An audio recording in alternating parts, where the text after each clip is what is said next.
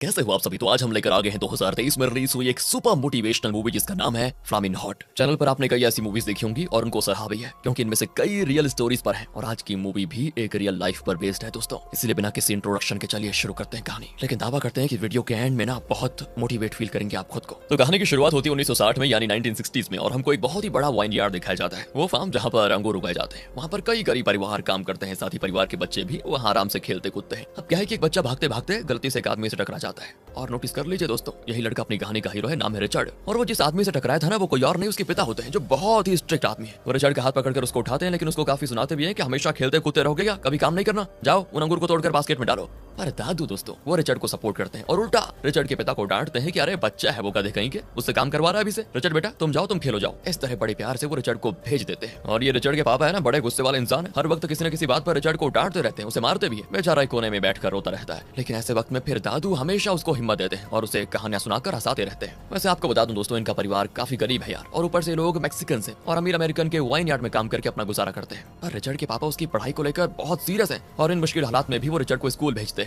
लेकिन पढ़ाई नाम की चीज रिचर्ड के दिमाग में घुसती नहीं, पर फिर भी पापा के डर से वो स्कूल चला ही जाता है। अब स्कूल में उसकी एक बेस्ट फ्रेंड है, नाम है जूडी। वो भी वैसे गरीब मैक्सिकन परिवार से है, दोनों के बीच अच्छी अंडरस्टैंडिंग भी है। और क्योंकि ये लोग मैक्सिकन है तो यहाँ के गोरे बच्चे इन्हें बहुत बुली करते हैं, यहाँ तक कि वो रिचर्ड का खाना तक नीचे गिराकर चले जाते हैं। इन हालातों से रिचर्ड बड़ा परेशान भी होता है, लेकिन जूडी हमेशा उसका साथ देती है और उसको दिलासा भी देती है कि कोई बात नहीं, हम एक दिन इनसे बदला जरूर लेंगे, मैं हमेशा तुम्हारे साथ रहूंगी रिचर्ड। अब धीरे धीरे क्या होता है दोस्तों, रिचर्ड को स्कूल आना अच्छा तो नहीं लगता, लेकिन उसको ये लगता है कि कम से कम जूडी के लिए मैं स्कूल जरूर जाऊंगा। और जूडी ही अपनी कहानी की हीरोइन है। रिचर्ड को उसकी मां लंच के लिए हर रोज सिर्फ और सिर्फ बुरिटोस ही देती है। इस वजह से उसे बुरिटोस से चिढ़ भी होने लग जाती है। ये बुरिटोस एक मैक्सिकन डिश है जिसमें आटे के रोल में मांस, चीज, बीन्स और कुछ वेजिटेबल्स रखकर बनाया जाता है। रिचर्ड मां से पूछ लेता है कि मां रोज रोज यही खाऊंगा क्या, मैं कुछ और दो ना। तो मां भी कहती है कि क्या करे बेटा, तरह तरह के डिशेस बनाकर देने की हमारी औकात कहाँ है। और ये कहते कहते वो एक नहीं कई बुरिटोस उसके बैग में ठूस देती है। ना चाहते हुए भी रिचर्ड को उनको लेकर जाना पड़ता है और स्कूल जाकर वो जूडी को देता है, क्योंकि जूडी का परिवार रिचर्ड के परिवार से और भी ज्यादा गरीब है और उसे कई दिनों तक बुरिटोस भी नसीब नहीं होता। दोनों अब एक दिन खा रहे होते हैं तो स्कूल के कुछ पुलिस फिर इनको परेशान करने आ जाते हैं। उसमें से एक गोल मटोल लड़का रिचर्ड को चिढ़ाता है कि तुम मैक्सिकन लोग रोज रोज ये बुरिटोस ही खाते रहते हो क्या, और नहीं है कि तुम्हारे पास कुछ खाने को, ऐसा क्या है इसमें, लाओ मैं जरा खाकर देखता हूँ। और रिचर्ड उसका हाथ पकड़कर अकड़ कर कहता है कि अगर ये तुम्हें चाहिए ना तो पैसे दो और ले जाओ, मुफ्त की रोटी मत तोड़ो। ये गोलू भाई जरा डर जाता है कि इस चींटी के भी पर निकल आए क्या। वो पूछता है कि ठीक है ये कितने का है, तो रिचर्ड कहता है 25 सेंट्स। गोलू 25 सेंट्स देकर बुरिटोस उठाकर खा लेता है और पहला बाइट लेने के बाद उसे अंदाजा हो जाता है कि तो काफी लाजवाब है और बाकी स्टूडेंट्स भी पैसे देकर रिचर्ड के बुरिटोस खरीद लेते हैं। और दोस्तों ये बुरिटोस या बरिटोस मतलब इसका प्रोनाउंसिएशन देख लेना आप, मुझे तो मतलब कंफ्यूजिंग हो रहा है इसमें थोड़ा, खैर बुरिटोस ही बोलते हैं ओके। अब कुछ दिनों में रिचर्ड रोज ढेर सारे बुरिटोस लेकर आता है और स्कूल में सारे स्टूडेंट्स को बुरिटोस बेचकर बढ़िया पैसे कमा लेता है। उन पैसों से वो अपने लिए कुछ खरीदने के लिए एक सुपरमार्केट जाता है पहले, लेकिन एक मैक्सिकन के हाथ में इतने पैसे देखकर दुकानदार को शक हो जाता है कि पक्का इसने कुछ गड़बड़ी की है, ये लोग तो ज्यादातर गरीब ही होते हैं तो इसके पास इतना पैसा कहां से आ गया। शक के मारे वो पुलिस को कॉल कर देता है दोस्तों। रिचर्ड को बहुत बुरा भी लगता है कि यार ये लोग तो चोर समझ रहे हैं मुझे, मेरी मेहनत की कमाई है ये। बचपन में जब इस तरह की घटनाएं होती है तो मन मस्तिष्क पर उसका काफी बुरा असर भी पड़ता है और लाइफ लॉन्ग एक दर्दनाक याद बनकर रह जाता है। रिचर्ड के साथ भी ऐसा ही होता है दोस्तों। और जब वो बड़ा होता है तो बुरी संगत में पड़कर चोरी, नशीला पदार्थ बेचना, इस तरह के काम करने लगता है। जैसे कि ये काफी नहीं था, उसके साथ मिलकर जूडी भी वही सब करने लग जाती है। इनका अपना गैंग भी होता है। 1970 का जमाना और रिचर्ड और जूडी के रिश्ते से जूडी प्रेग्नेंट हो जाती है। वो रिचर्ड से कहती है अब हमें ये गलत काम छोड़ देना चाहिए, कोई ढंग की नौकरी करके अपने बच्चों को पाल लेंगे हम। लेकिन रिचर्ड उसकी नहीं सुनता और अपने गैंग के साथ मिलकर वही काम जारी रखता है, जिसकी वजह से उसको जेल में भी बंद कर दिया जाता है। एक बार कोर्ट में केस चलता है। उस वक्त क्या था कि मैक्सिकन्स के बारे में गलत राय रखते थे लोग, उन्हें गोरे लोग अपने से कम और नीचा समझते थे। पुलिस वाले भी से मैक्सिकन्स को ज्यादातर टारगेट ही करते थे, उन पर हमला तक करते थे, जिसमें कई मैक्सिकन्स मारे गए। अब गोरों के रवैये का मैक्सिकन कम्युनिटी ने एकजुट होकर विरोध किया और कई मैक्सिकन्स पर लगे झूठे इल्जाम और गलत सजाएं रद्द कर दी गई। तो ऐसे में जज कहते हैं कि तुमने जो जुर्म किया है उसे माफ करके तुमको एक और मौका देने का सरकार ने तय किया है, लेकिन याद रखना इसके आगे अगर तुम एक छोटी सी भी गलती करते हो और तुम पर केस हुआ तो जिंदगी भर जेल की सजा काटनी पड़ेगी। अब रिचर्ड भाई साहब भी यहाँ से सुधर जाने का फैसला कर लेते हैं। उसके गैंग के फ्रेंड्स उसको वापस बुलाते हैं, लेकिन अब रिचर्ड उनके साथ नहीं जाता। इस तरह कुछ साल बीत जाते हैं और अब साल है 1982। रिचर्ड और जूडी की शादी हो चुकी है और 2 बच्चे भी हैं इनके। एक तो बहुत ही छोटा बच्चा है और एक बड़ा बेटा भी है। रिचर्ड के पास फिलहाल कोई ढंग की नौकरी भी नहीं है, कोई छोटा मोटा काम करके वो अपना परिवार चला रहा है, लेकिन घर में पैसों की बहुत तंगी है दोस्तों। एक दिन क्या होता है कि अचानक फ्रिज बंद हो जाता है, खराब हो जाता है और इसे ठीक नहीं किया गया तो जो खाना उसमें रखा गया है वो खराब हो जाएगा और आने वाले दिनों में इनके पास खाना तक नहीं रहेगा। रिचर्ड को थोड़ा इलेक्ट्रिकल काम वगैरह तो आता था और वो फ्रिज को ठीक करने की कोशिश में लग जाता है। तब उसका बेटा आकर जूडी को अपना फटा शू दिखाता है और कहता है कि माँ शू फट गया, मुझको नया चाहिए। अब नए शूज के पैसे कहाँ होंगे इनके पास, इसलिए जूडी बबल गम चिपकाकर शू को सील कर देती है और कहती है कुछ दिन तो चल जाएगा। अब घर में थोड़े पैसे लाने के लिए जूडी भी कुछ न कुछ करती रहती है, घर पर ब्रेड वगैरह बनाकर उन्हें बेचती है। रिचर्ड ठीक से स्कूल नहीं गया, लेकिन जूडी ने पढ़ाई बढ़िया की थी। वो रिचर्ड के लिए एक बढ़िया रिज्यूमे रेडी करके देती है। रिचर्ड उसके कई कॉपीज बनाकर हर जगह अपना रिज्यूमे देखकर नौकरी मांगता है। कहता है कि मैं कोई भी काम करने को तैयार हूँ, आपके घर के जूठे बर्तन धोने को तैयार हूँ, सब कुछ चलेगा, मुझे बगीचा संभालने का काम हो तो भी चलेगा, साफ सफाई का हो कुछ भी मैं कर लूंगा। अब क्या था ना दोस्तों, उस वक्त रोजगार मिलना बड़ा मुश्किल था और वो भी एक मैक्सिकन को काम मिलना बहुत ज्यादा मुश्किल। अब एक दिन क्या होता है कि रिचर्ड के बेटे का शू फिर से जवाब दे जाता है और वो एक कार पर पैर रखकर बबल गम को फिर से चिपकाने की कोशिश करता है, लेकिन तब बबल गम उस कार पर चिपक जाता है और वो कार होती है अमेरिकन की और वो उस बच्चे को मैक्सिकन मैक्सिकन कहकर काफी डांटता भी, बहुत ही खराब शब्दों का इस्तेमाल करता है उसके प्रति। रिचर्ड और जूडी को बहुत गुस्सा आता है, लेकिन वो अपना गुस्सा गोरों को दिखा नहीं सकते ना, वरना इन पर फिर से कोई कार्रवाई हो जाएगी। जूडी कहती है हम कितने दिन इस तरह सड़क पर नोटिस देते हुए ब्रेड बेचते हुए गुजारा करेंगे, तुम अपने पापा से बात करो ना, वो जिस कंपनी में काम करते हैं शायद वही तुम्हें कोई नौकरी दिला दे। अब वैसे दोस्तों रिचर्ड तो अपने पापा से मिलना तक नहीं चाहता, क्योंकि वो रिचर्ड से बात ही नहीं करते, और वो इसीलिए कि रिचर्ड ने पढ़ाई नहीं की और गलत काम किया बचपन से लेकर अभी तक, मतलब एक गैंगस्टर हो गया था वो। फिर भी अपने परिवार की खातिर रिचर्ड को नौकरी की सख्त जरूरत होती है और वो अपने परिवार को लेकर चला जाता है पापा से मिलने के लिए। रिचर्ड के दादाजी की तो पहले मृत्यु हो चुकी थी, बताना भूल गया मैं आपको, लेकिन माँ उनको देखकर बड़ी खुश होती है और उन्हें खाना बनाकर भी देती है। किसकी माँ? अरे रिचर्ड की माँ दोस्तों। सब खाते हैं लेकिन रिचर्ड चुप बैठा होता है। फिर आते हैं पापा जी, लेकिन हमेशा की तरह उसको लेक्चर देते हैं कि मैंने गरीबी में भी तुम्हें स्कूल भेजा, तुम्हें एक जिम्मेदार इंसान बनाने की कोशिश की, लेकिन तुम गैंगस्टर बन गए, नशीले पदार्थ बेचने लगे, अपनी जिंदगी बर्बाद कर दी तुमने इन सबके पीछे। 2 वक्त का खाना नहीं खिला पा रहे हो तुम अपने परिवार को, तभी तो अपने परिवार को लेकर यहाँ आ गए मेरे पास मुफ्त की रोटी तोड़ने के लिए। शर्म आनी चाहिए तुमको। सारी बातें सुनने के बाद रिचर्ड भी गुस्से में उठकर बाहर चला जाता है, क्योंकि पापा बस अपनी बात करते रहे। रिचर्ड को तो उन्होंने पूछा भी नहीं, ना ही उसे बात करने का मौका दिया, ये जानने की कोशिश भी नहीं की कि वो असल में यहाँ क्यों आया है। बस अपनी भड़ास निकालते रहे रिचर्ड पर। रिचर्ड भी फैसला कर लेता है कि बस हो गया खत्म, अब नौकरी के पीछे भागना बेकार है, इसलिए मैं अपना वापस अपने पुराने धंधे पे लौट जाऊंगा। फिर वो अपने गैंगस्टर फ्रेंड से मिलने जाता है और ये देखिए ये है टोनी, जो फिलहाल इस गैंग का लीडर है। असल में टोनी एक कंपनी में काम करता है, दिन भर वहाँ काम करके रात को वो नशीला पदार्थ बेचता है और ये इलीगल गैंग चला रहा है इस तरह ही। और वो ये काम इसलिए कर रहा है क्योंकि उसकी माँ को कैंसर है और उनके इलाज के लिए बहुत ज्यादा बड़ी रकम की जरूरत है, जो कि उसको जॉब से नहीं मिल सकती। एंड इस गैंग की एक और खासियत है कि ये पूरी गैंग ही मैक्सिकन है। ये सब जानकर रिचर्ड कहता है कि यार अगर तुम्हें नौकरी मिल सकती है तो मुझे तो बड़ी आसानी से मिल जाएगी, मुझे अपनी कंपनी में कोई काम दिला देना। असल में टोनी फ्रिटो ले नाम की एक बहुत बड़ी कंपनी की फैक्ट्री में काम करता है, जो कि चिप्स वगैरह बनाती है। वो कहता है कि यार मैं खुद वहाँ पर क्लीनर का काम कर रहा हूँ, मुझे मतलब मैं तुझे नौकरी क्या दिला पाऊंगा, हाँ पर तुम चाहो तो खुद कंपनी में आकर एप्लीकेशन फॉर्म भरो, शायद तुम्हें काम मिल जाए। रिचर्ड वैसा ही करता है, लेकिन फॉर्म इंग्लिश में होता है और रिचर्ड को इंग्लिश ठीक से आती ही नहीं, वो सिर्फ स्पेनिश जानता है। इसलिए वो उस फॉर्म को घर लेकर आता है और सोच में पड़ जाता है कि अब करूँ क्या। तभी जूडी आती है और काफी खुश नजर आती है, क्योंकि उसे किसी स्टोर में छोटा सा काम मिल गया था। वो फॉर्म को देखकर कहती है अबे गधे, पहले क्यों नहीं बताया कि ये नौकरी का एप्लीकेशन है, तुम्हें इंग्लिश नहीं आती तो क्या हो गया, मुझे तो आती है, मैं भर देती हूँ इसको। लेकिन उसमें एजुकेशनल क्वालिफिकेशन मांगा होता है और रिचर्ड ने तो स्कूल की पढ़ाई भी पूरी नहीं की थी। तो जूडी कहती है बस इतनी सी बात के लिए मुंह लटका कर बैठे हुए हो, एक काम करती हूँ मैं अपने हाई स्कूल का नाम लिख देती हूँ और अपनी एजुकेशनल क्वालिफिकेशन लिख देती हूँ, वो लोग चेक थोड़ी ना करेंगे वैसे भी। फिर रिचर्ड उस एप्लीकेशन को ले जाकर फ्रिटो ले कंपनी में देता है। उसका इंटरव्यू लिया जाता है एक सुपरवाइजर के द्वारा, जिसका नाम है लोनी। एप्लीकेशन देखकर वो कहता है कि अच्छा तो तुम भी उस स्कूल में पढ़े थे क्या? मैं भी उस स्कूल का स्टूडेंट था। तुम्हें वो प्रिंसिपल याद है, एकदम खड़ूस, मुझे तो बहुत चिढ़ थी उससे। अब रिचर्ड जबरदस्ती अपनी बत्ती से दिखाते हुए कहता है हाँ सर मुझे वो बहुत ही अच्छे से याद है, एकदम खड़ूस था वो आदमी तो बच्चों को मारता भी था। लोनी कहता है क्या? अरे वो आदमी नहीं औरत थी। बस दोस्तों इस तरह रिचर्ड की पोल खुल जाती है और लोनी को पता चल जाता है कि रिचर्ड ने इस एप्लीकेशन में झूठी इन्फॉर्मेशन डाली हुई है और वो रिचर्ड को रिजेक्ट करने वाला होता है। लेकिन तब रिचर्ड सच बता देता है कि सर प्लीज मुझे कोई भी काम दीजिए, मैं हर काम करने को तैयार हूँ, जी भर से करूंगा, मेरे परिवार की हालत बहुत ही खराब है, प्लीज अगर मुझे नौकरी नहीं मिली तो जीना मुश्किल हो जाएगा। लोनी भी कहता है कि ठीक है, यहाँ पर और भी कई मैक्सिकन्स काम करते हैं और मैं जानता हूँ मैक्सिकन्स काफी हार्ड वर्किंग होते हैं, इसलिए मैं तुम्हें यहाँ काम देने को तैयार हूँ। बस दोस्तों रिचर्ड की खुशी का ठिकाना नहीं होता। जिंदगी में पहली बार इस तरह का यूनिफॉर्म वगैरह पहनकर उसे इतनी बड़ी और शानदार कंपनी की फैक्ट्री में जाना बहुत ही बढ़िया लगता है। वो हर मोमेंट को एंजॉय कर रहा होता है। तब लोनी उसको समझाता है कि उसे कहाँ कहाँ सफाई करनी होगी और किस तरह से काम करना होगा। रिचर्ड उसकी बातें सुनते सुनते अपनी आंखें फाड़कर बड़ी फैक्ट्री को देख रहा होता है, जैसे कि वो कोई अजूबा देख लिया उसने। वो बहुत ही प्राउड फील करता है कि क्लीनर ही सही पर इतनी बड़ी फैक्ट्री में मुझे नौकरी तो मिल गई कम से कम। पर लोनी एक और बात कहता है कि देखो काम एकदम परफेक्ट होना चाहिए, कोई भी गलती हुई तो काम से निकाल दिए जाओगे। रिचर्ड बड़े जोश के साथ कहता है कि अरे आप देखते रहना सर, मैं ऐसी सफाई करूंगा कि यहाँ का फर्श का मशीनें भी चमचमाकर चमकती रहेंगी। तो लोनी कहता है ठीक है, ज्यादा ड्रामा करने की जरूरत नहीं है, मैं भी देखता हूँ तुम यहाँ कितने दिन टिक पाते हो। अब लोनी के जाने के बाद रिचर्ड अपना काम शुरू कर देता है। बहुत ही डेडिकेशन के साथ काम करता है वो हर चीज में, और काम करते करते इतनी खुशी उसको मिलती है ना कि पूछो मत। उसका साथी कहता है कि अबे इतना उछल क्यों रहा है, अगर सब कुछ इतना फास्ट करेगा ना तो ज्यादा काम देंगे लोग, फिर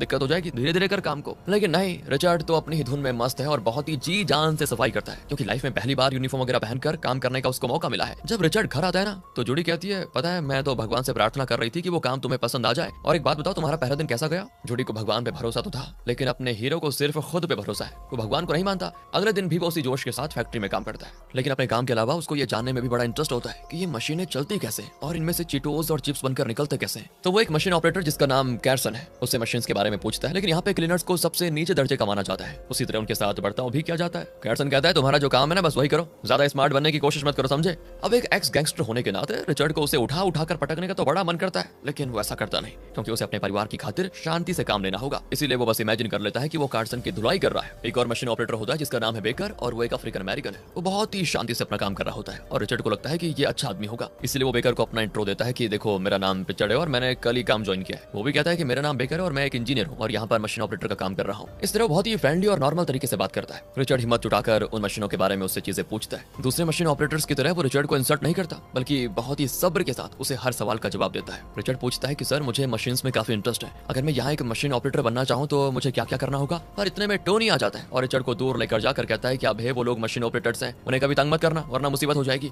और लंच टाइम में टोनी रिचर्ड को समझाता है कि देखो यहाँ के एम्प्लॉइज को अलग अलग दर्जों में बांटा गया है। सबसे ऊंचे दर्जे पे हैं ये 4 लोग जो एक साथ बैठकर खा रहे हैं। ये लोग हैं प्लांट मैनेजर्स, इन्हें सबसे ज्यादा सैलरी भी मिलती है और ये ऐश करते हैं लोग। ना इन्हें मेहनत का कोई काम करना पड़ता और ना इन्हें कोई टेंशन होती। अगर कोई टेंशन होती भी है तो उसको ये लोग अपने से निचले दर्जे के फ्लोर मैनेजर्स पे थोप देते हैं। इन फ्लोर मैनेजर्स को भी बढ़िया सैलरी मिलती है, लेकिन प्लांट मैनेजर से कम। ये लोग अपना वर्क प्रेशर थोपते हैं अपने से निचले दर्जे के मशीन ऑपरेटर्स पर। ये 4 हैं यहाँ के मशीन ऑपरेटर्स, इनमें से एक है बेकर। इनके बाद आते हैं चौथे दर्जे के एम्प्लॉइज जो कि सुपरवाइजर्स हैं, और उनसे भी नीचे आते हैं हम लोग जो ये ब्लू यूनिफॉर्म पहनकर काम करते हैं। मतलब सबसे नीचे हैं हम लोग। लेकिन यहाँ पे अगर कोई समझदार इंसान है तो वो सिर्फ बेकर है जो यहाँ 15 साल से काम कर रहा है, लेकिन आज तक उसको एक भी प्रमोशन नहीं दिया गया। बेकर की काबिलियत और एक्सपीरियंस के हिसाब से उसे प्लांट मैनेजर बन जाना चाहिए था, लेकिन ये लोग उसको आगे बढ़ने नहीं देते, सिर्फ इसीलिए कि वो अफ्रीकन अमेरिकन है। लेकिन फिर भी पिछले 15 साल से बेकर अपना काम बहुत ही डेडिकेशन और जिम्मेदारी के साथ निभा रहा है। आज जो लोग वो प्लांट मैनेजर बने बैठे हैं ना, उन सब ने बेकर से काम सीखा था, क्योंकि बेकर जैसा इंटेलिजेंट आदमी यहाँ पर कोई नहीं है। नौकरी मिलने के कुछ दिन के बाद रिचर्ड अपनी माँ से मिलने जाता है। माँ कहती बेटा मेरा रेडियो खराब है, जरा ठीक करके दे दो। रिचर्ड खुशी से उसको ठीक करने लगता है और बहुत ही प्राउड होकर माँ से कहता है कि माँ तुम्हें पता है मैं जहाँ काम करता हूँ वहाँ बड़ी बड़ी मशीनें हैं और यूनिफॉर्म पहनकर मुझको ऐसा लगता है कि मैं वहाँ का बहुत बड़ा ऑफिसर हूँ। पर इतने में पापा आ जाते हैं आग लगाने और कहते हैं कि वाह तू खुद वहाँ क्लीनर का काम कर रहा है और तुझे लगता है कि तू ऑफिसर है। रिचर्ड को नीचा दिखाने का वो एक भी मौका नहीं छोड़ते। इस तरह का बाप है ये। माँ तो उनको डांटती है कि अरे मेरा बच्चा अभी घर आया है और तुमने बस अभी से अपना मुंह खोल दिया। पर पापा कहते हैं कि एक बात बता बेटा, क्या आखिरी तक उस फैक्ट्री में क्लीनर बनने का इरादा है क्या? इतने कम पगार में तुम जिंदगी भर अपने परिवार को कैसे चला पाओगे बताओ। बस दोस्तों यही बात रिचर्ड को चुभ जाती है और वो सोच में पड़ जाता है कि ये बात तो पापा ठीक कह रहे हैं। अगले दिन फैक्ट्री में भी वो यही सोच रहा होता है और ठान लेता है कि बस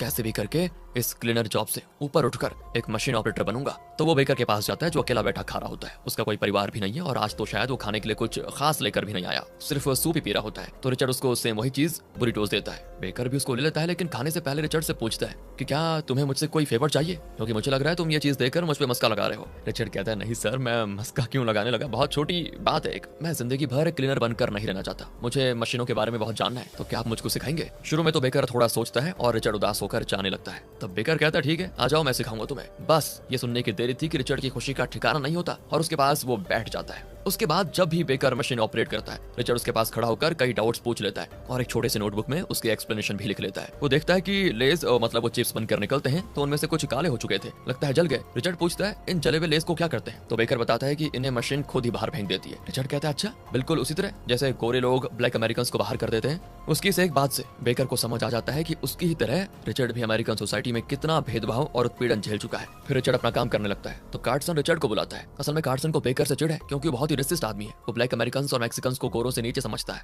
वो जानबूझकर नीचे कचरा डालकर रिचर्ड से कहता है कि यहाँ पर आओ और इसको पहले साफ करो चलो। और कोई रास्ता न पाकर रिचर्ड उसको साफ करता है, लेकिन ये बात बेकर को भी बड़ा गुस्सा दिला देती है क्योंकि वो जानता है कि एक इंसान का दूसरे इंसान को इस तरह गुलाम बनाना, उसे अपने से नीचा समझना सरासर गलत है। वो रिचर्ड से कहता है कि सुनो मैं तुम्हें हर मशीन के बारे में सिखाऊंगा। फिर दोस्तों वो रिचर्ड को न सिर्फ मशीन के बारे में सिखाता है बल्कि उसे समझाता है कि यहाँ की मशीनों में किस तरह की खराबियां आती है और अगर ऐसी खराबी आए तो उसको कैसे ठीक करना होता है। रिचर्ड तो अपने शिफ्ट के बाद भी बेकर के साथ फैक्ट्री में रुककर कई बातें सीखता है। इसके बाद देर रात घर जाता है और सुबह जल्दी काम पर आ जाता है क्योंकि उसका डेडिकेशन है। वो अपने काम में कोई कसर नहीं छोड़ना चाहता और उस साल का बेस्ट एम्प्लॉय अवार्ड भी जीतता है। इस तरह वो काफी तरक्की कर रहा होता है और बेकर से बहुत सारी चीजें सीख रहा होता है। और फिर उसकी तरक्की में रुकावट बनकर आती है 1984 में अमेरिका की आर्थिक गिरावट। बेरोजगारी बहुत ज्यादा बढ़ जाती है, पैसों की सर्कुलेशन कम हो जाती है, खाने की कमी, इन्फ्लेशन जैसी कई समस्याएं आम जनता को पीड़ित करके रख देती हैं। जब खाने को खाना नहीं, हाथ में पैसा नहीं, तो कौन खरीदेगा ये चिप्स वगैरह। इस वजह से 1984 से लेकर 1992 तक फ्रीटो ले कंपनी में कोई तरक्की नहीं होती, उल्टा भारी नुकसान चल रहा होता है। इस वजह से लगभग 8 साल रिचर्ड उस कंपनी में क्लीनर के दर्जे से जरा भी ऊपर नहीं उठ पाता।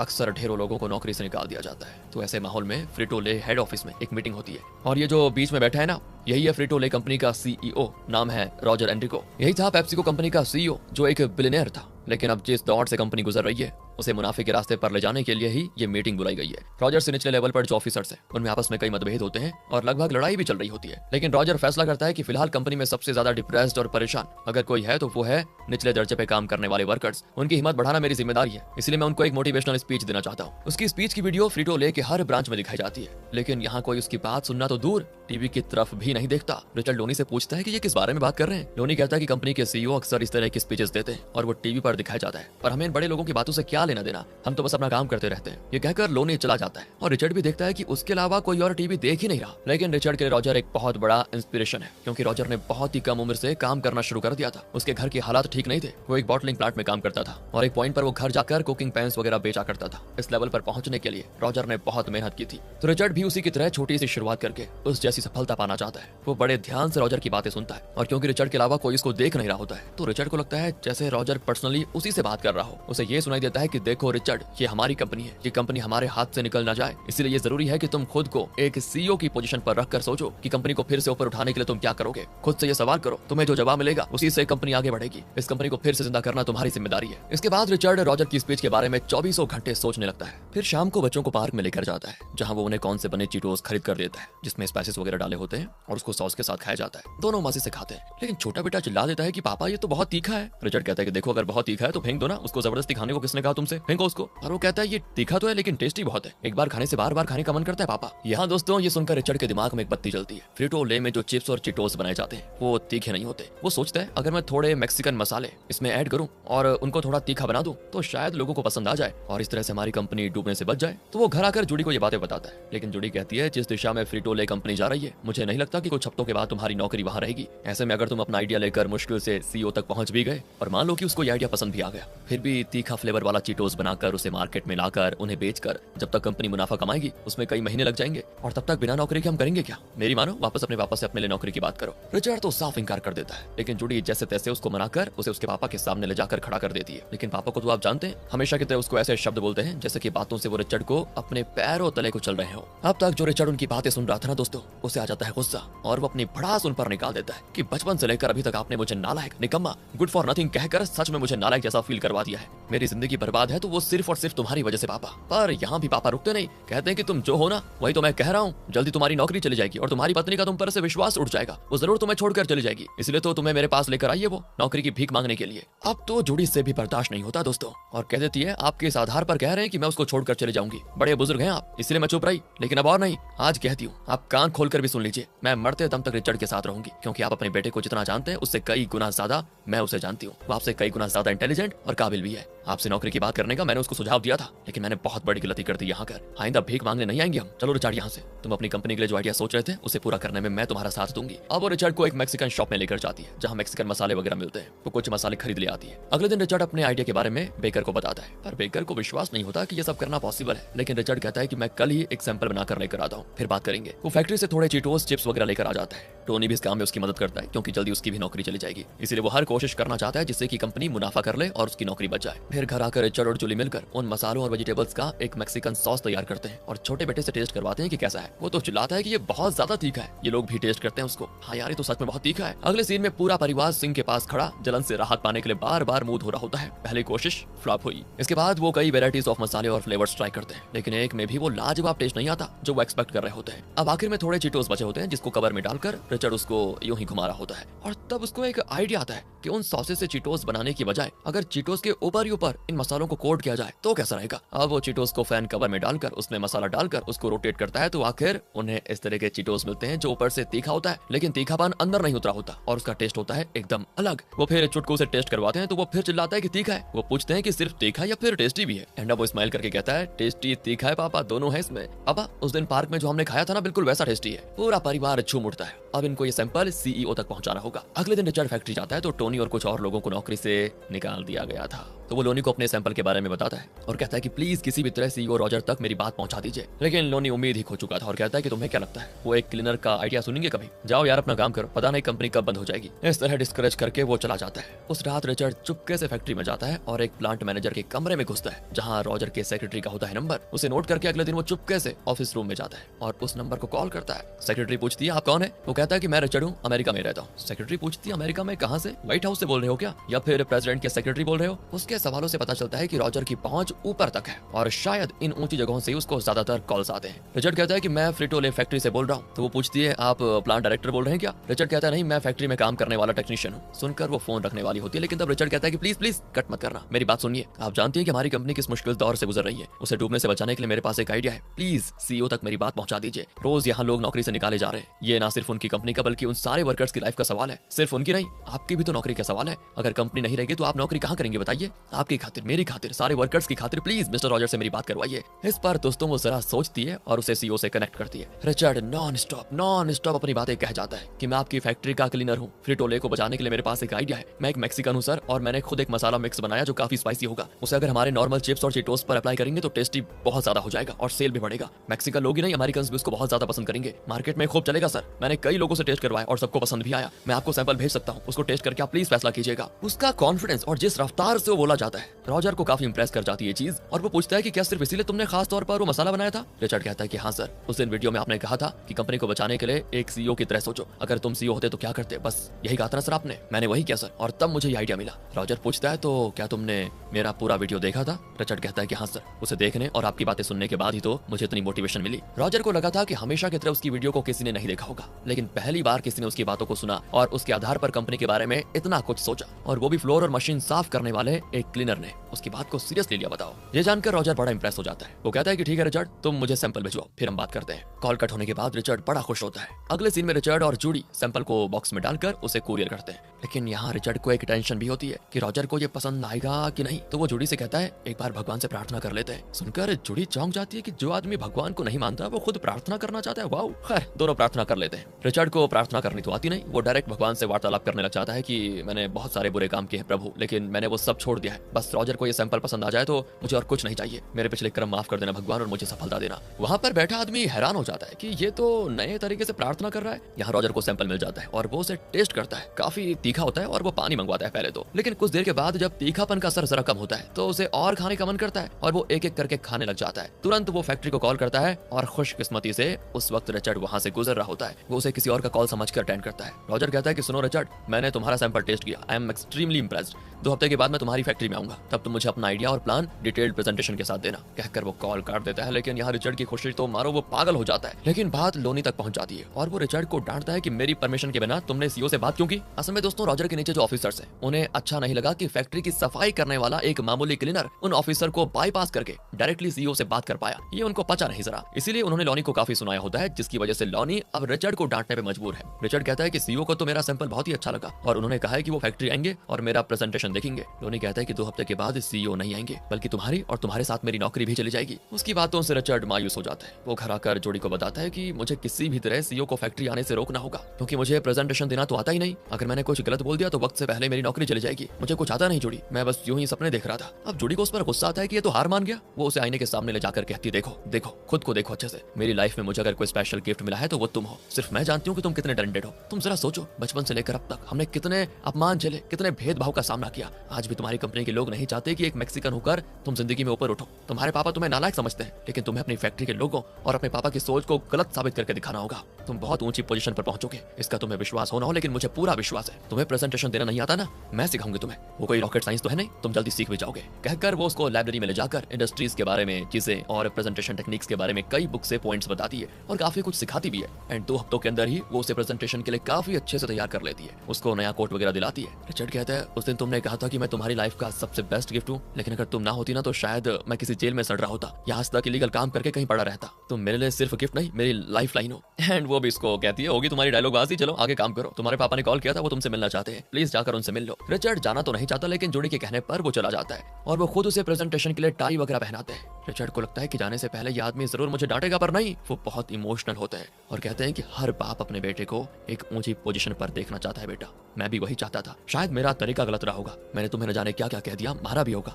लेकिन इसी दिन को देखने के लिए मैं तरस रहा था। आज मैं तुम्हें समझ गया। तुम्हारी लाइफ में जो सफलता मिलेगी उसकी वजह मैं नहीं, तुम्हारी वाइफ जोड़ी होगी। जो मुझे करना चाहिए था वो उसने कर दिखाया। ऑल द बेस्ट, तुम जरूर आगे बढ़ोगे। रिचर्ड भी आज बहुत प्राउड फील करता है और इमोशनल भी हो जाता है और फिर आता है कंपनी में। थोड़ा नर्वस तो होता है, लेकिन बेकर उसको हिम्मत देकर अंदर लेकर जाता है। वहाँ सीईओ और दूसरे ऑफिसर्स बैठे होते हैं। रिचर्ड अपना प्रेजेंटेशन शुरू करता है, लेकिन बहुत ही खराब जाता है यार, क्योंकि एक इंसान जो बिजनेस के बारे में और प्रेजेंटेशन के बारे में कुछ जानता ही नहीं, उसके लिए 2 हफ्ते में सब कुछ सीख कर इतना एक्सपीरियंस लोगों के सामने बिजनेस प्रेजेंटेशन प्रेजेंटेशन देना लगभग नामुमकिन है। ऊपर से वो उससे कई सवाल भी पूछते हैं जिसका रिचर्ड ठीक से जवाब नहीं दे पाता। तो वो कहता है कि देखिए सर, मुझे प्रेजेंटेशन देना नहीं आता, मैं बस 2 हफ्तों में थोड़ा बहुत सीख लिया, मैं कंफर्टेबल नहीं हूँ फिलहाल, इसलिए मैं अपनी बात बहुत ही सिंपल शब्दों में बताना चाहता हूँ क्योंकि मुझे बिजनेस की कॉम्प्लिकेटेड भाषा नहीं आती। अब दोस्तों वो अपने ही स्टाइल में दिल से अपनी बातें उनके सामने रखता है और कहता है, मैं एक मैक्सिकन हूँ, ये मसाला मेरी वाइफ ने तैयार किया है, इसे अगर हम चिप्स चिटोस वगैरह पर जरा सा कोट करके बेचेंगे तो लोगों को उसका टेस्ट बहुत ही अच्छा लगेगा और सेल्स कई गुना ज्यादा बढ़ जाएगा। इस आइडिया को ट्राई करने का बस एक मौका मुझे दीजिए, आपको निराश नहीं करूंगा। उसका इस तरह से खुलकर बात करना रॉजर को बड़ा पसंद आ जाता है और वो कहता है कि ठीक है रिचर्ड, शुरुआत में हम तुम्हारे स्पेशल मसाले से कोट करके 5000 पैकेट्स के चिटोस बनाएंगे और उसे मार्केट में ट्राई करेंगे, लोगों को उसे टेस्ट करने देंगे और अगर लोगों को पसंद आया तो फिर आगे की बातें करेंगे,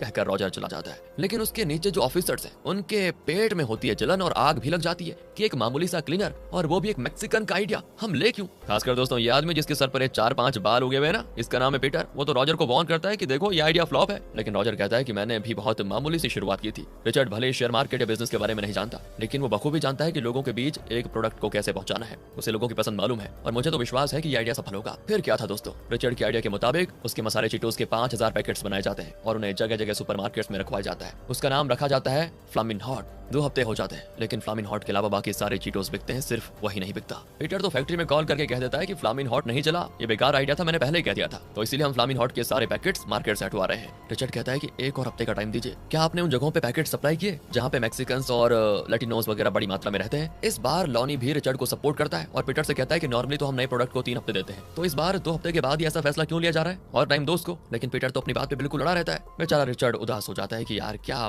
किस्मत पाई है मैंने। लेकिन बेकर कहता है कि तुम्हें भाई इस तरह हिम्मत नहीं हारनी चाहिए, तुम्हारे अंदर एक टैलेंट है, एक जोश है और जो यहाँ किसी के पास नहीं है। तुम कोई और आइडिया सोचो, जरूर बात बन जाएगी। घर पे दोस्तों जुड़ी भी उसे काफी मोटिवेट करती है और तब रिचर्ड का बेटा कहता है कि पापा, मैंने अपने स्कूल फ्रेंड से कहा कि हमारे स्पेशल चीटोस मार्केट में आया है और वो कहते हैं कि उन्होंने फ्लामिन हॉट का नाम तो कहीं सुना तक नहीं। और तब मुझे याद आया कि मैंने भी फ्लामिन हॉट के बारे में बाहर कहीं नहीं सुना। अगर प्रोडक्ट की मार्केटिंग नहीं करेंगे तो सेल्स कैसे होगा, कहकर वो अपने पिगी बैंक से कुछ पैसे देता है और कहता है कि पापा, इन पैसों से आप फ्लामिन हॉट की मार्केटिंग करना। अपने बेटे को लेकर रिचर्ड बहुत प्राउड फील करता है कि वो इतनी दूर की सोच रहा है, पर वो उसके पैसे नहीं लेता। उसे एक बढ़िया आइडिया आया होता है। वो अपने पुराने गैंग के पास जाता है और टोनी से कहता है कि भाई, अगर ये प्रोडक्ट मार्केट में बिकना शुरू हुआ तो तुम्हें नौकरी भी वापस मिल सकती है, ध्यान रखना इस बात का। टोनी भी उसकी बात मान लेता है। वो अपने गैंग के आदमियों को मार्केटिंग के काम में लगा देता है। ये लोग ज्यादा पढ़े लिखे तो नहीं होते, लेकिन अगर किसी चीज को बेचने का फैसला कर ले तो लोगों में लालच जगाकर बेचने में माहिर होते हैं। अब रिचर्ड अपने गैंग के साथ कंपनी में बिल्कुल मास एंट्री लेता है, पर कार्सन कहता है कि तुम्हारी वजह से वक्त से पहले हमारी नौकरी जाने वाली है, अब हम तुम्हारी बात नहीं सुनेंगे, बिल्कुल नहीं। और तब बेकर उसको चुप करा देता है कि वो कुछ कहने की कोशिश कर रहा है तो उसे अपनी बात पूरी करने दो, तुम बोलो रिचर्ड। इस तरह वो रिचर्ड की साइड लेता है। अब रिचर्ड कहता है कि देखो भाइयों, मैं अपने लिए नहीं बल्कि सबकी नौकरियां वापस लाने के लिए ही इतनी कोशिशें कर रहा हूँ। अगर फ्लामिन हॉट हिट हुआ तो किसी की भी नौकरी नहीं जाएगी और जिनकी नौकरी चली गई उन्हें उनकी नौकरी वापस भी मिल जाएगी, इसी में सबकी भलाई है। कार्सन भी रियलाइज करता है कि रिचर्ड अब सही है और सब मिलकर काम करने का फैसला करते हैं। वो 5000 पैकेट्स जो बिके नहीं थे उन्हें गाड़ी में लोड करके उन जगहों पर लेकर जाते हैं जहां लोग बड़ी मात्रा में इकट्ठा होते हैं, खासकर जहां बच्चे होते हैं वहां, और सब मिलकर उन पैकेट्स को फ्री में लोगों को बांटते हैं, क्योंकि उन चीटोस को खाकर अगर उन्हें उनका टेस्ट पसंद आ गया तो वो जरूर मार्केट में जाकर उसको खरीदेंगे और बार बार खरीदेंगे। इसके बाद और 5000 पैकेट्स बनवाए जाते हैं और उन्हें भी शहर में जगह जगह इस तरह फ्री में दिया जाता है। कुछ दिन के बाद फ्लामिन हॉट के लिए मार्केट में एक डिमांड पैदा हो जाती है और लोग हर सुपरमार्केट में उसी को ढूंढ ढूंढ कर खरीदते हैं। इसके लगभग दोस्तों 1 ही हफ्ते के अंदर फ्लामिन हॉट की सेल्स इतनी ज्यादा बढ़ जाती है कि बात रॉजर तक पहुंच जाती है। पीटर की तो हो जाती बोलती बंद और रॉजर उससे कहता है कि तुमने तो रिचर्ड को सिर्फ एक मामूली क्लीनर समझा था ना, लेकिन देखो आज उसी की बदौलत ये कंपनी डूबने से बच गई है और तरक्की की राह पर निकल रही है। अब इतना होने के बावजूद भी दोस्तों रिचर्ड अभी भी इस फैक्ट्री में क्लीनर का ही काम कर रहा होता है। तो एक दिन आता है रॉजर का कॉल और वो रिचर्ड से बात करता है। वो बताता है कि तुम्हारा फ्लामिन हॉट चीटोस दुनिया भर में हिट हो गया रिचर्ड, अब हमें अपना प्रोडक्शन बढ़ाना होगा। वेरी गुड सर, कितने पैकेट्स की जरूरत पड़ेगी, 5000 या 10,000? तो रॉजर कहता है कि 5000 10,000 नहीं, हमें 5 मिलियन पैकेट्स बनाने होंगे। रिचर्ड हिल जाता है, 5 मिलियन? रॉजर कहता है कि हाँ, दुनिया भर में फ्लामिन हॉट की डिमांड इतनी बढ़ चुकी है कि ये भी शायद कम पड़ जाएंगे। ओके सर, ओके, कहकर वो कॉल को एंड करता है, लेकिन उसके अंदर खुशी का भंडार फूट जाता है। अब यूजुअल चीटोस और चिप्स का प्रोडक्शन रोक दिया जाता है और हर फैक्ट्री में सिर्फ और सिर्फ फ्लामिन हॉट चीटोस तैयार होने लग जाते हैं और अब उन्हें और भी ज्यादा वर्कर्स की जरूरत होगी और वो वर्कर्स जिन्हें नौकरी से निकाल दिया गया था उन सबको वापस बुला लिया जाता है। और दोस्तों रिचर्ड भाई साहब अब एक क्लीनर नहीं बल्कि एक सुपरवाइजर के दर्जे पर काम कर रहे हैं। एक दिन कॉल आता है और बेकर बहुत खुश दिखता है। वो रिचर्ड से कहता है कि आखिर मैं प्लांट मैनेजर बन गया, जिसे मैं कई साल से डिजर्व कर रहा रहा था। वो रिचर्ड को थैंक करता है क्योंकि अगर रिचर्ड ना होता तो शायद ये कंपनी बंद हो चुकी होती और बेकर कभी भी प्लांट मैनेजर नहीं बन पाता। रिचर्ड उसे भी बधाई देता है और पूछता है कि क्या मेरे बारे में कुछ कहा उन्होंने? मैं बहुत दिनों से मशीन ऑपरेटर बनना चाह रहा था, मैंने उस पोजीशन के लिए अप्लाई भी किया था। बेकर कहता है कि सॉरी यार, उस बारे में तो कोई बात हुई नहीं, लेकिन हिम्मत मत हारना, जरूर तुम्हें वो मिलेगा जो तुम डिजर्व करते हो, कहकर वो चला जाता है। रिचर्ड को थोड़ा उदासी होती है कि 10 साल से मैं क्लीनर का काम कर रहा हूँ, शायद मुझे तरक्की नहीं मिलेगी क्या, सोचकर वो मायूस होकर अपना काम कर रहा होता है। और तब लोनी आकर कहता है ऊपर डायरेक्टर के केबिन के पास काफी गंदगी है, तुम वहां जाकर क्लीन करो। रिचर्ड भी सफाई करने ऊपर जाता है तो वहां खड़ा होता है सीईओ रॉजर। रिचर्ड को टेंशन होने लग जाती है और पूछता है कि सर आप यहाँ पर? रॉजर कहता है बस तुम्हें एक छोटा सरप्राइज देने आ गया, कहकर वो उसके हाथ में मॉप स्टिक लेकर दूर रखता है और डायरेक्टर केबिन पर एक नेम प्लेट लगाता है जिस पर लिखा होता है Richard Montanez, director of multicultural marketing. ये इस प्लांट के प्लांट मैनेजर से भी दोस्तों ऊपर की पोजीशन है। अब रिचर्ड इस प्लांट का डायरेक्टर है। इतनी बड़ी पोजीशन और जिम्मेदारी उसे सौंपी थी रॉजर ने क्योंकि उसे रिचर्ड पर बहुत विश्वास हो गया था। रॉजर भी सोचता था कि इसने मेरी तरह छोटी शुरुआत की और अपनी मेहनत से ये पोजीशन डिजर्व की है। रिचर्ड तो एकदम बौखला जाता है क्योंकि वो बस एक मशीन ऑपरेटर की नौकरी मांग रहा था, लेकिन रॉजर ने उसको इतना बड़ा प्लांट डायरेक्टर बना दिया। शायद इसी को कहते हैं दोस्तों हार्ड वर्क नेवर फेल्स। बाकी लोग भी पहले से जानते थे लेकिन उन्होंने उसको बताया नहीं क्योंकि वो सब उसको सरप्राइज देना चाहते थे। अब सभी उसको खूब चीयर करते हैं। टोनी, बेकर, लोनी, कार्सन सब उसको बधाई देते हैं क्योंकि वो सब जानते हैं कि उसने कितना स्ट्रगल किया और कितनी मेहनत और लगन के बल पर वो इस पोजीशन पर पहुंचा। रिचर्ड अपने उसी गंदे ब्लू यूनिफॉर्म में ही डायरेक्टर्स केबिन के अंदर जाता है। वो लाइफ में उस पड़ाव पर पहुंच गया दोस्तों जहां पर वो हमेशा से पहुंचना चाहता था और वो भी अपनी मेहनत और टैलेंट के बल पर। वो खुद के बारे में बहुत प्राउड फील करता है और वो ये खुशखबरी अपनी वाइफ जूडी के साथ शेयर करने के लिए उसे पहले कॉल करता है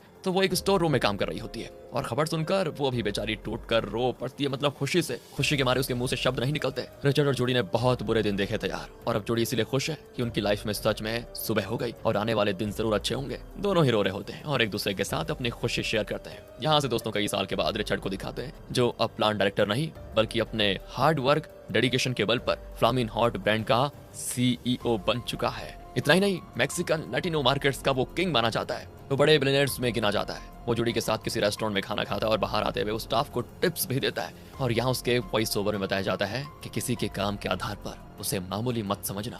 एक मामूली नौकर, एक मामूली वेटर, एक मामूली सफाई कर्मचारी, एक मामूली पेंटर, एक मामूली माली, इस तरह किसी के काम के आधार पर उस पर मामूली का ठप्पा कभी मत लगाना क्योंकि ना तो कभी कोई काम मामूली होता है और ना ही कोई इंसान। किसी को मामूली समझना आपकी बेवकूफी है क्योंकि जिसे आप मामूली समझते हैं उसमें इतिहास को भी बदल देने की क्षमता होती है। और सबसे जरूरी बात, खुद को भी कभी मामूली मत समझना।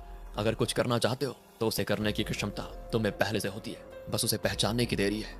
रिचर्ड के इसी मोटिवेशनल बात के साथ ये मूवी यहाँ पर खत्म होती है और आखिर में दोस्तों असली रिचर्ड को दिखाते हैं जिसकी लाइफ पर ये मूवी आधारित है। रिचर्ड लैटिनो मार्केटिंग का गॉडफादर माना जाता है। उसकी बनाई हुई फ्लामिन हॉट चीटोस $1 बिलियन कमा चुकी थी और 2019 में रिचर्ड रिटायर हो गया और 48 साल से रिचर्ड और जूडी साथ है। मूवी में 2 बेटे दिखाए गए थे लेकिन उसके बाद उनका एक और बेटा हुआ। रिचर्ड जहां भी स्पीच देता है तो ये बताना कभी नहीं भूलता कि मेरी वाइफ जूडी ही मेरे लिए सबसे खास, सबसे बड़ी है, उसके बिना मैं कुछ नहीं हूँ। बाकी दोस्तों आप बताइए आपको क्या लगता है।